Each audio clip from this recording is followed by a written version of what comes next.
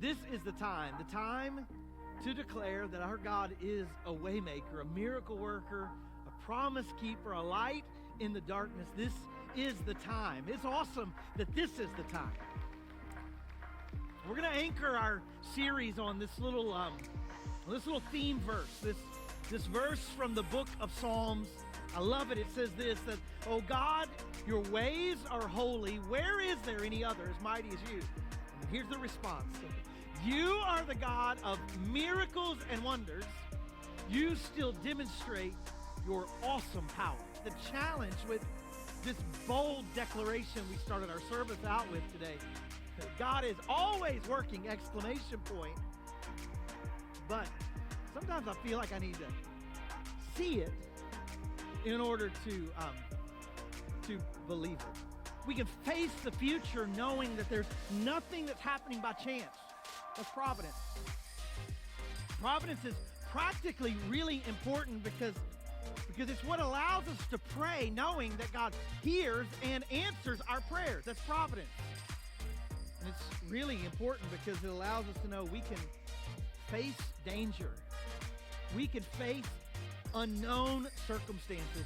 We can face even a national pandemic knowing that God is not unaware. And the problem with providence's problem is me.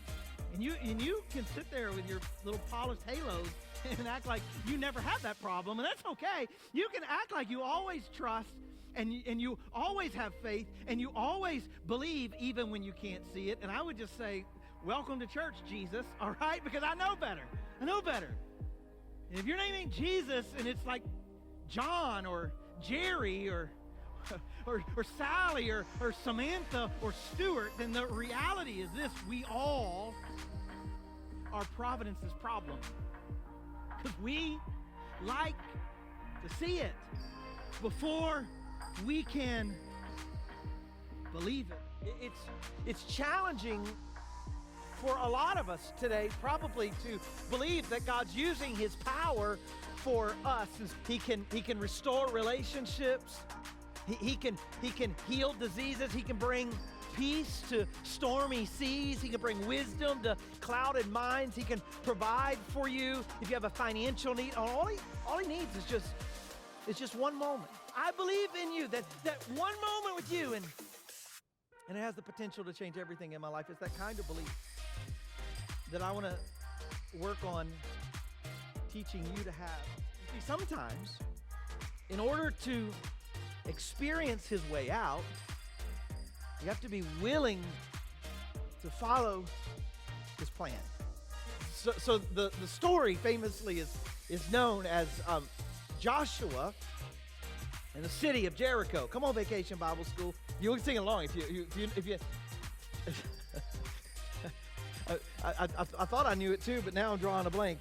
It goes something like, Joshua fought the battle of Jericho, Jericho, Jericho. Oh, Joshua fought the battle of Jericho, and the walls came tumbling down.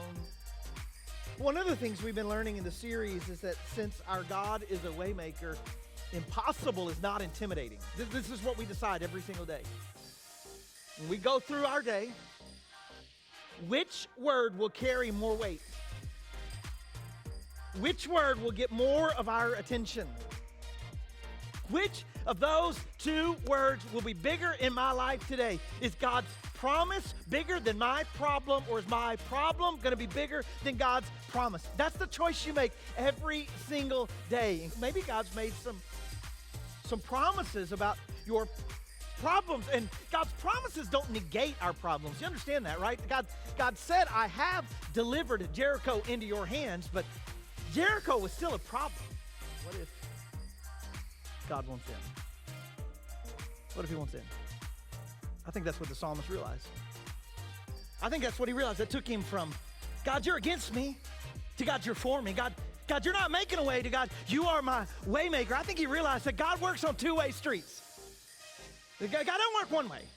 just get me out. No. God works both ways. Sometimes God works to get you out of a situation, but sometimes God works to get himself into a situation. And I think what the psalmist realized is that either way God's choosing to work, I will praise him. I'm going to praise him if he gets me out. I'm going to praise him if he gets in. Either way, both ways.